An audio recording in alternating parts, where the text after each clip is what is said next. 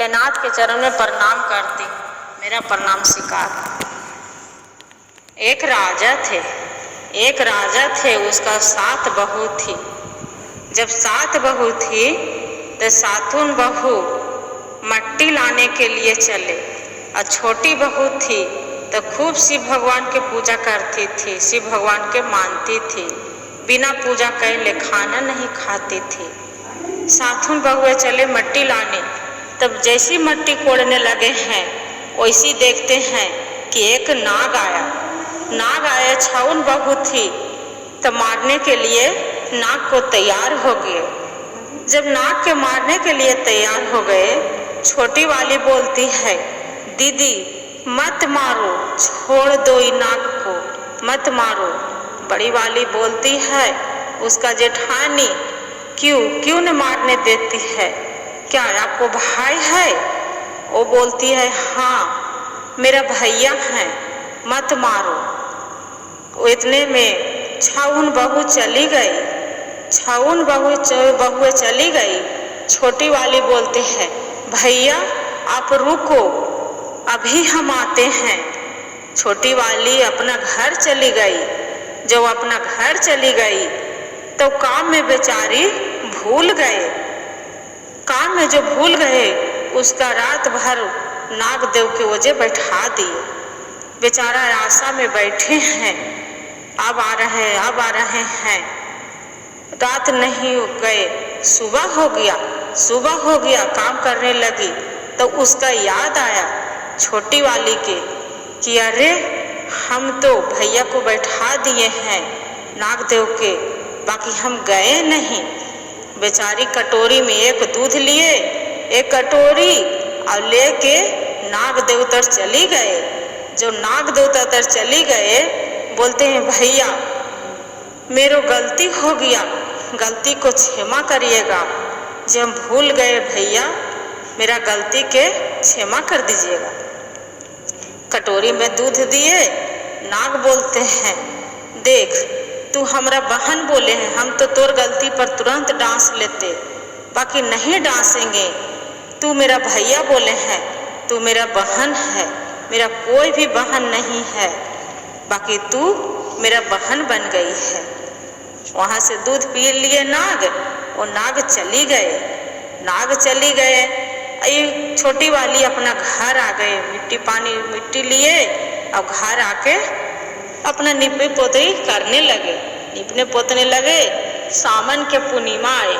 जब सावन के पूर्णिमा आए तो 6 बहू थी, सब अपना अपना मैके जा रही थी। इसका छोटी वाली के बोल रहे हैं कि तू कहाँ जाएगी, तोरा तो कोई है नहीं, न नैहर है, न भाई है, कोई भी तो नहीं है इस दुनिया में, माँ बाप भी नहीं है, माँ बाप भी चली गई इस दुनिया से, तो तोर तो नैहर है नहीं, कहाँ जाएगी? नागदेव थे उसका भाई, जे सुन रहे थे। उतने में बेचारी मन मार के वो छोटी वाली बैठी थी। जब छोटी वाली बैठी थी कि मैं कहाँ जाऊँ, मेरा तो कोई है नहीं, पूरा उदास होके, इतने में एक बगल से कोई आसपास से उसका घर चली गए। जब घर चली गए, आके देखते हैं कि बहुत उदास है। बोलते हैं कि आप कौन हैं? तब बोलते हैं कि अरे हम पड़ोस के हैं, आपको शादी नहीं हुआ था, वो शादी हो गया था, तब हमको जन्म हुआ है, आपको हम भाई हैं, जे चलिए मेरा साथ। बेचारी खाना उना खिलाए पिलाए, इज्जत पछता किए। तब नाग बोलते हैं कि देख बहन, हम आपको भाई हैं, नाग मेरा पूछ पकड़ो और मेरा साथ चलो।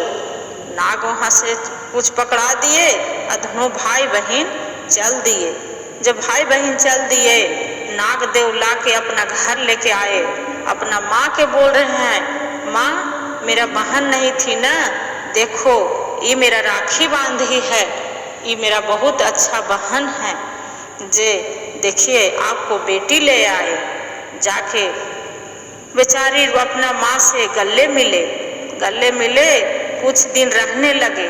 रहते रोज सब देखते हैं कि छोटे छोटे 4-5 गो बच्चे हैं नाग के।